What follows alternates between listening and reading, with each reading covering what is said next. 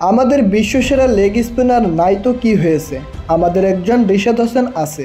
আবার এটাও বলতে পারেন মিরপুরের রাশিদ খান আমাদের রিশাদ হোসেন।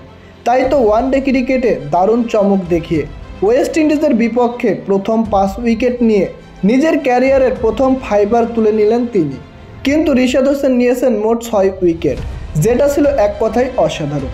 শুরুটা করেছিলেন রিশাদ হোসেন, শেষটাও যেন তিনিই করলেন।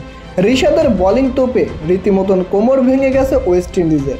ব্যাটিং করতে নেমে ব্যাট হাতে করেছেন 13 বলে 26 রান, আর বল হাতে রিশাদ হোসেনের 6টি উইকেট, যেখানে বাংলাদেশের বাকি ক্রিকেটাররা শুধু উদযাপন করে গেছেন আর উইকেট নিজের নামে করে গেছেন রিশাদ হোসেন।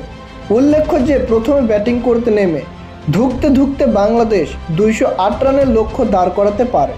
জবাবে ওয়েস্ট ইন্ডিজ ব্যাটিং করতে নেমে 100 রানের মধ্যে হারিয়ে ফেলে 6 উইকেট, যার মধ্যে 5টি উইকেট রিশাদ হোসেনের।